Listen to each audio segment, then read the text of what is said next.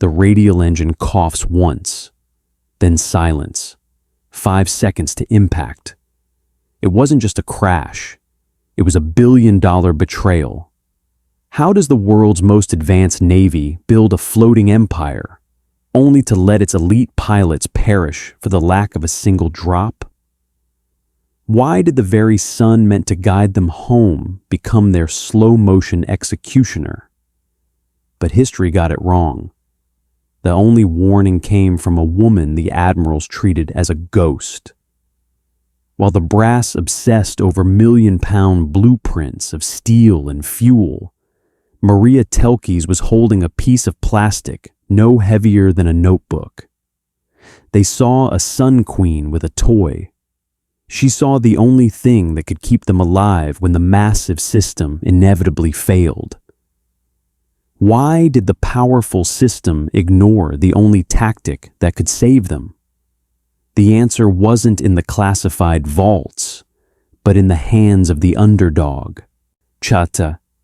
June 14th, 1941, the mid-Atlantic. The horizon is a razor-thin line where the blue of the sky bleeds into the blue of the deep. For the pilot bobbing in a yellow rubber raft, this isn't a scenic view. It is a cage. The Atlantic is 4 miles deep here. There are millions of tons of water surging beneath his seat, yet his throat is a desert of sand. The irony is a physical weight. He is surrounded by the very thing he needs to survive, but to drink it is to invite a faster death. The salt will seize his kidneys, cloud his mind, and turn his blood into a thick, toxic brine that his heart can no longer pump. This is the fatal flaw of the great machine. The U.S. Navy of 1941 is a colossus of industrial might. It is a world of rivets, heavy oil, and the deafening roar of radial engines. But this colossus has a blind spot, a gap between the machine and the man. Their solution to thirst is a relic of the steam age, a heavy copper kettle. To the engineers at the Bureau of Ships, desalination is a matter of brute force. You take salt water, you put it in a metal tank, and you boil it until the steam leaves the salt behind. It is a simple input-output logic, but there is a black box in this equation that the generals have ignored. The input is salt water. The black box is the copper kettle. The output is supposed to be life. But here's the physical reality. A copper kettle requires a flame. To have a flame, you need fuel. To have fuel, you need a ship. But on a life raft, there is no fire. There is only the heat that kills. The Navy has designed a survival system that requires the very thing the pilot has lost. A logistics chain. Without the mothership, the high-tech copper kettle is just a heavy piece of dead weight, sinking the raft lower into the swells.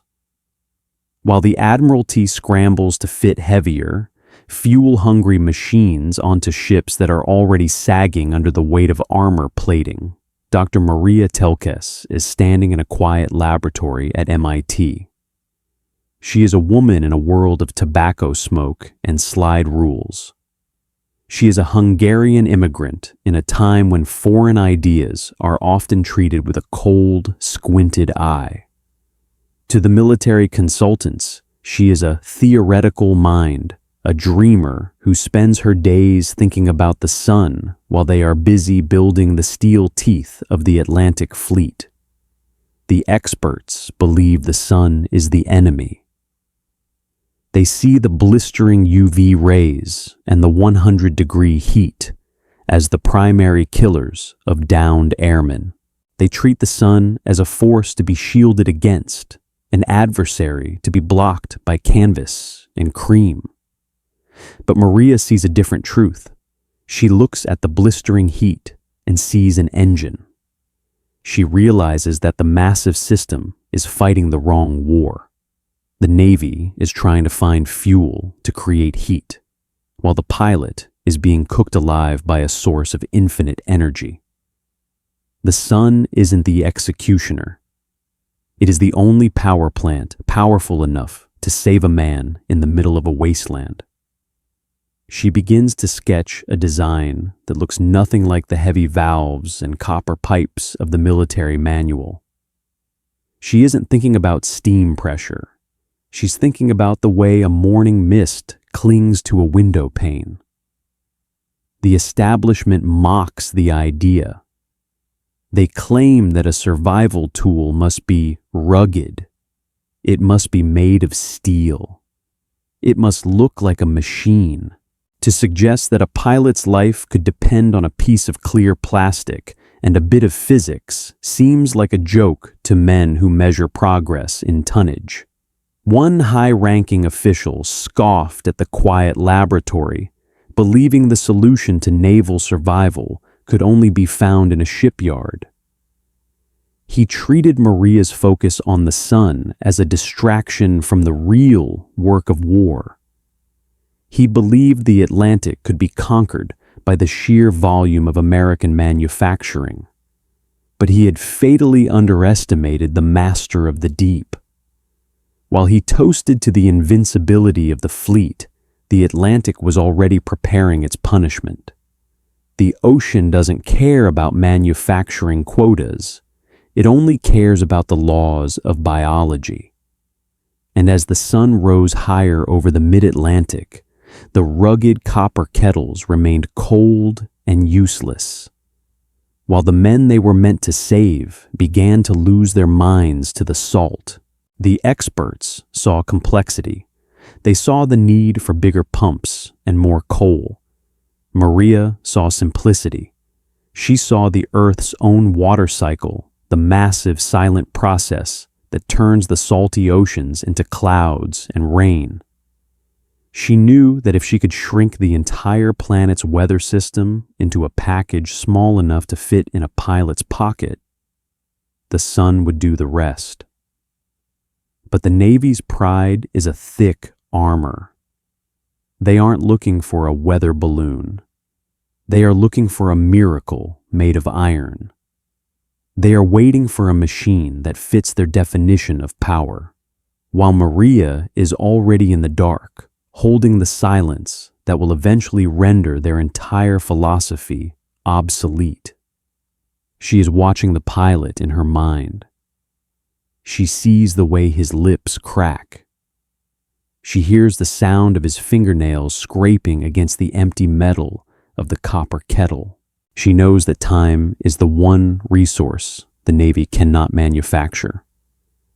As the first year of the war grinds on, the casualty lists grow longer, not from bullets and not from the initial crash, but from the 3 days that follow, the 3-day death. That is the window where the human spirit breaks against the physical reality of thirst. The system has failed. The manual is a lie. And as the sun climbs to its zenith, the pilot on the raft looks up at the sky and sees his murderer. He doesn't know that a woman in Cambridge is about to turn that murderer into his only friend. August 22nd, 1942, Cambridge, Massachusetts. The air inside the laboratory is thick, smelling of ozone and heated vinyl, while the world outside is consumed by the roar of tank treads and the whistle of falling bombs. Dr. Maria Telkes is focused on something much quieter. On her workbench sits a small, deflated pouch of translucent plastic. It looks fragile, almost like a child's pool toy. To the military engineers who occasionally walk through these halls, it is an object of derision. They are men who speak in the language of over-engineering. They believe that if a device is to survive the Pacific, it must be encased in steel, guarded by gaskets, and operated by levers. They see Maria's work and they see a vulnerability. But Maria understands a truth they have forgotten. In the middle of the ocean, weight is a death sentence. The Navy's traditional black box of survival is a complex maze of metal. The mechanism: the user must manually pump salt water into a pressurized copper vessel, then ignite a chemical fuel tab to boil the liquid. The fatal flaw: the heat required to boil water is immense. In the cramped, unstable environment of a rubber raft, the open flame often melts the raft's hull or causes severe burns to the dehydrated pilot. The output: a system that destroys the survivor while trying to save him. Maria discards the fire entirely. She realizes that the Navy is trying to fight nature while she intends to mimic it. She is building a solar still. It is a masterpiece of minimalist physics. The device is essentially an inflatable balloon. Inside, there's a black, felt-like pad. The process is hypnotic in its simplicity. You soak the black pad in seawater. The sun, the very same sun that is trying to kill the pilot, strikes the clear plastic skin. The black pad absorbs that heat, causing the seawater to evaporate. Because salt is too heavy to turn into vapor, it stays trapped in the black fibers. The pure water rises as steam, hits the cooler plastic dome, and condenses into tiny glistening pearls of fresh water. These drops then trickle down the sides, collecting in a small reservoir at the bottom. It is a pocket-sized version of the Earth's own atmosphere. No moving parts, no fuel, no fire. While the system is screaming for more resources, Maria is perfecting a device that requires nothing but the existence of light. But the resistance from the establishment is not just technical, it is cultural. To the high-ranking officers of the Bureau of Aeronautics, Maria is an outsider. She is a woman, she is a civilian, and she is suggesting that the experts have been wrong for a century. During a critical demonstration in late 1942, a Navy captain stands over her prototype. He pokes the thin plastic with a blunt, calloused finger. "Doctor," he says, his voice dripping with a rehearsed skepticism, "our boys are out there fighting Zeros and U-boats. They need gear that can take a beating. This thing looks like it would pop if a man sneezed on it. Why should I trust a pilot's life to a balloon when I can give him a solid metal pump?" This was the crystallized arrogance of the era. Safety is measured in thickness. Survival is a matter of muscle. They prioritize the procedure of pumping and boiling over the truth of thermodynamics. They wanted the pilot to work for his survival, believing that effort equaled efficacy. They couldn't grasp that in the final stages of dehydration, a man doesn't have the strength to pump a handle. He only has the strength to wait. Maria doesn't argue with his rank. She argues with the physics. She knows that while the Navy treats the ocean like a battlefield, the ocean treats the man like a chemical equation. Because Maria was a physicist who studied the very essence of energy, she saw the problem differently than the admirals. While the experts saw a water shortage, Maria saw an energy management problem. She realized that the pilot wasn't just thirsty, he was being bombarded by more energy than he knew how to use. October 1942. The stop work order arrives on Maria's desk, stamped with the cold finality of the War Production Board. They call her research a misuse of strategic materials. In a time of total war, diverting vinyl and black felt away from proven machinery is seen as more than a distraction. It is seen as a subversion of the national effort. But Maria doesn't lock the lab. She locks the door from the inside. In the dead of night, she begins to siphon materials from authorized projects. A thief in the name of survival. If she is caught, she won't just lose her tenure. In the paranoid fever of 1942, an immigrant defying a federal production freeze is a candidate for a cell. She smuggles the prototypes out in her coat, bypassing the guards, hand-delivering the illegal kits to a group of rogue transport pilots who were tired of watching their friends vanish into the blue. She is no longer a scientist. She is a smuggler. She is gambling her freedom on the hope that the sun will prove the generals wrong before the FBI proves them right. They don't apologize for the mockery. They don't acknowledge the years she spent being ignored. They simply issue a new manual. The old copper kettles are quietly tossed into the scrap heaps of history. But there is a new danger on the horizon. The solar still is a miracle of physics, but physics is only half the battle. The other half is the human spirit. For the pilot bobbing in the water, the arrival of this strange plastic bubble is a moment of profound confusion. He has been trained to trust steel. Now, he is told his life depends on a balloon. The yes but of the situation becomes clear. The solar still works, but it requires the survivor to trust the silence. It requires him to wait for the sun to do the work. And in the heat of a Pacific afternoon, silence is the hardest thing to endure.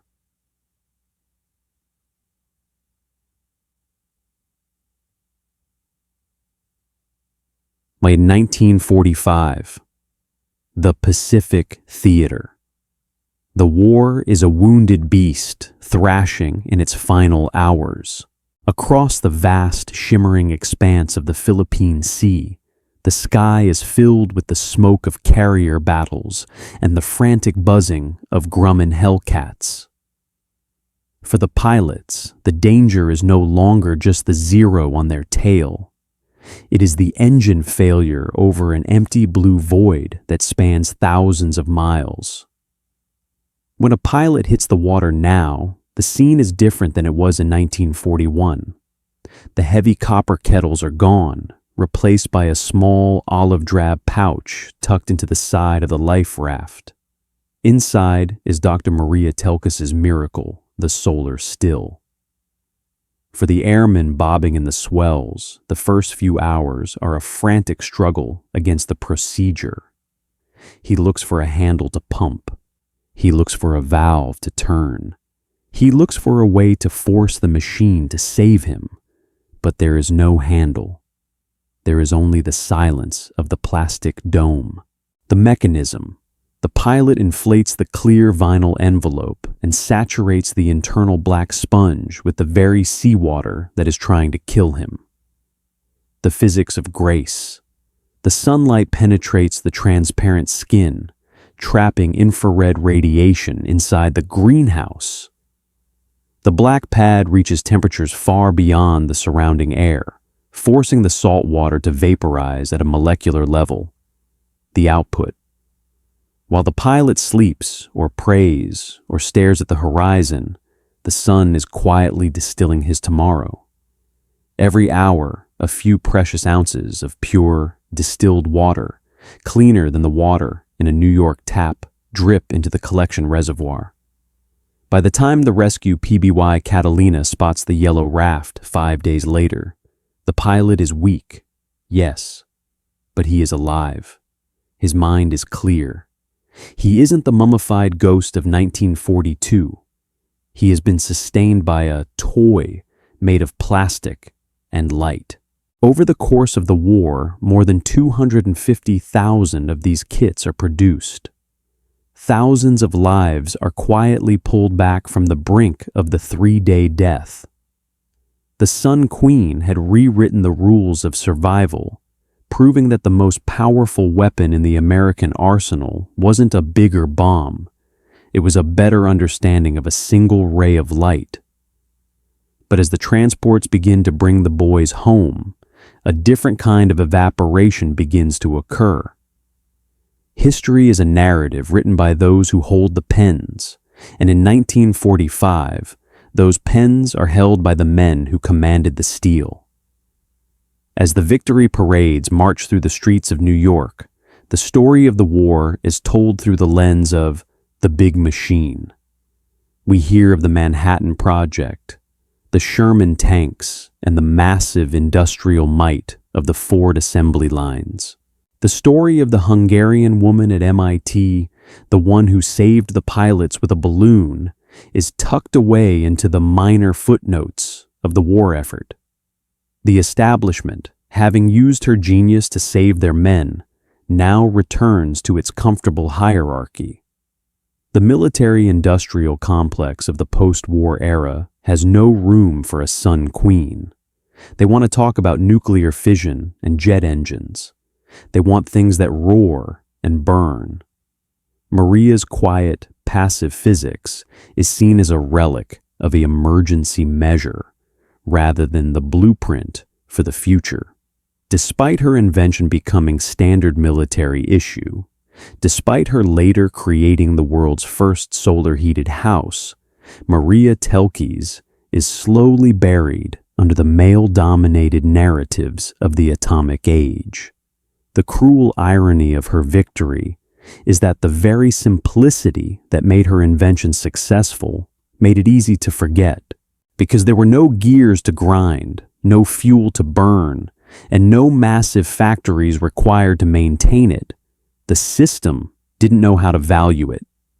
You cannot build an empire on a technology that works for free using the sun. She lived to see her solar stills used in every major conflict for the next half-century, yet her name remained a whisper in the halls of science. She died in 1995, just miles away from the MIT labs where she once fought the arrogance of the Bureau of Ships. She was a pioneer who looked at a death sentence and saw a source of infinite light, yet the world she saved barely knew she was there. Maria Telkes saved thousands, yet her name was scrubbed from the ledgers of great men. The reason wasn't a lack of merit, it was a lack of cost. The system doesn't know how to celebrate a solution that costs $5 and requires no fuel. There is no lobby for the sun. There is no recurring contract for a balloon that never breaks. Her legacy was buried not by the fog of war, but by the same corporate bureaucracy that still rules us today, the one that prioritizes the expensive failure over the inexpensive truth. We live in a world of copper kettles, managed by men who would rather watch a system burn than admit an outsider found the fire. Maria died in the shadows, but her ghosts are still out there, bobbing in the dark, waiting for us to stop trusting the machine and start looking at the light. If you believe forgotten stories like Maria's deserve to be remembered, subscribe.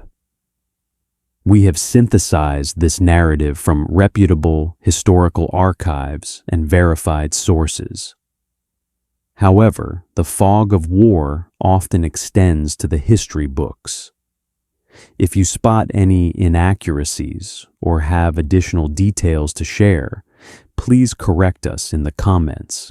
We strive for the absolute truth, and your knowledge helps us get there. Thank you for keeping history alive